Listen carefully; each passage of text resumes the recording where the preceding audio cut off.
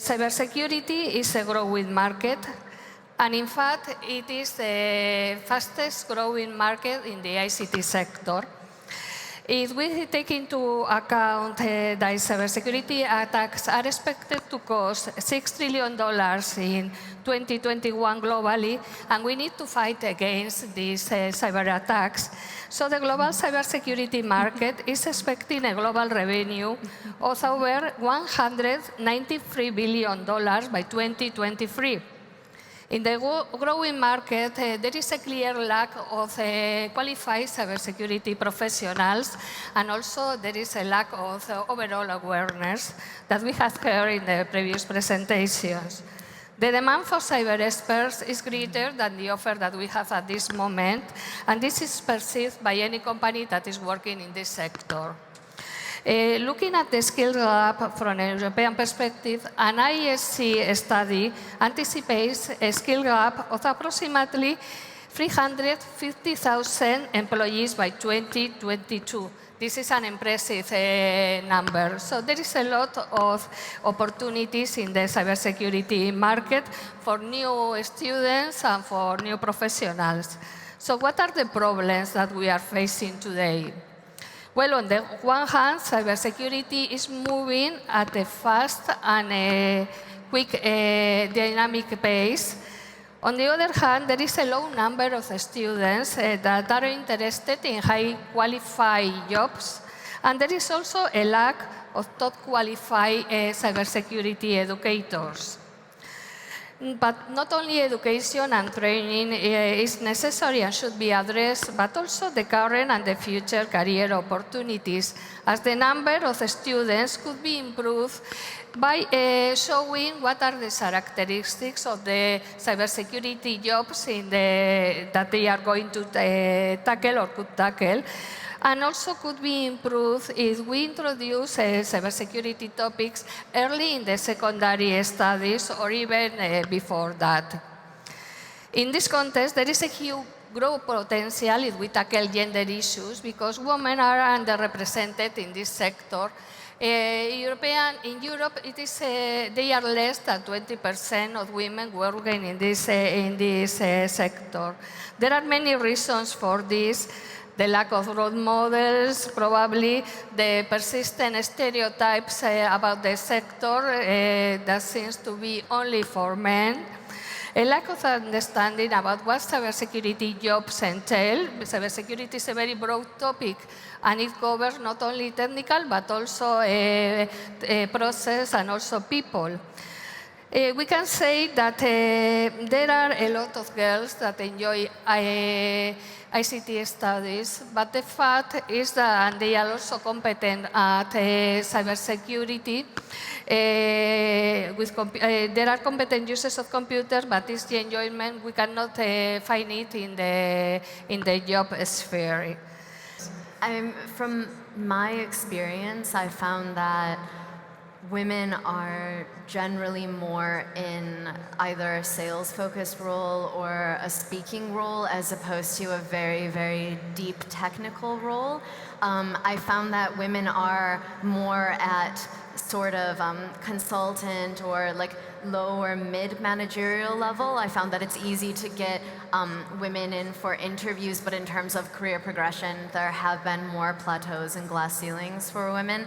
I don't see as many women in senior positions in companies, but I mean it depends on the culture as well. Like in America, I've seen the most amount of women in information security, and some companies have initiatives where they really try to make it quite 50-50, which can be tricky in terms of the talent pool. But yeah, I think there's definitely a gap in terms of even how many people I've been placing. Like when I started, I think maybe I would place 3 women in roles a year, but this past year I looked and like 1 out of every 6 or 7 people that we've placed as a company has been a woman. So it is progressing in the right direction, but still not near enough. This is exactly where also the role models come into action. If we start showing that there are actually women working in cybersecurity and also in the hard skills, in the technical part, then it may raise visibility and raise awareness about the cybersecurity profiles, but also encourage more girls towards that kind of education. That statistic is so worrying that by 2021 there will be 3.5 million unfilled cybersecurity jobs globally. That's so many. And so of course, and every year I've been doing this, even in terms of how much funding there is in cybersecurity for services and products. It's been going up between 12 and 15% year on year. So I think from 2017 to 2021, there will be $1 trillion spent on cybersecurity. So this is such a growing market. So it is a candidate-driven market, which should be an incentive for anyone to get into this field because there are so many roles, there's so many opportunities, and it's something that, I mean, with so many careers being, automated and things just in this state of flux with how much tech innovation we've had, at least we know that this is something that it's only going to get bigger and bigger as more objects and electronics we use become smart and can be thus compromised. So yeah, it has been a real issue to find the right people for sure. So Women for Cyber, the very origins of the initiative are our Working Group 5, which focuses on education, training and awareness. And the rationale behind was actually the numbers that we saw. Today we are lacking in Europe 142,000 cybersecurity professionals, and this number will increase to 350,000 by 2022. 2022 is tomorrow, really, and we are still lacking, and there's this huge gap. And one thing that I like to say is that we do the distinction between white hat hackers and black hat hackers, right? And black hat hackers, they're mostly interest driven and they sure do not care about gender at all. So why should the cybersecurity professionals community be male dominated? How can we effectively protect ourselves or build secure defense systems in our cybersecurity without taking into account the opinion and the point of view of 50% of the population? And this is where the rationale comes into action, is that there is a huge pool of talent that remains untapped, that is women. That's why we decided to create Women for Cyber as an initiative, which is not a feminist initiative, as some would think, is about encouraging more women to participate. So targeting the level of the education. Traineeships are also encouraged in the companies. But as you can see, all these actions that we intend to implement or encourage people to implement, because the goal is also to gather the community, can also be implemented for men as well. So it's really not separating or antagonizing, it's just complementing. So. Thank you, Nina.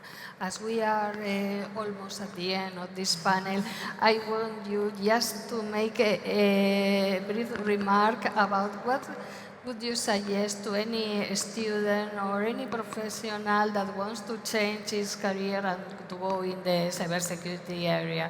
Just one sentence about what would you recommend to this student or this professional to go in the cybersecurity. I think that as long as you, if you want to get into the technical side of things, then a STEM degree, you don't necessarily need to have a cybersecurity specific degree, I found. But what you do need is to get involved. So you need to attend conferences, you need to read white papers, you need to read books, you need to network, you need to just get out there, have a LinkedIn profile, even just reach out to people that you admire and say, can I take you for a coffee? I'd love to pick your brain. Do you have an internship? Just really become active in the industry. I find that will be the best way for you to kickstart your career in cybersecurity, especially if you're a student. Thank you. my advice would be never hesitate. There will always be people to tell you what to do, what not to do, and it's up to you to decide whatever you want to do with your life. And honestly, life is really too short to have doubts about such trivial things about, oh, will I be able to do it? No, just do it and see what happens.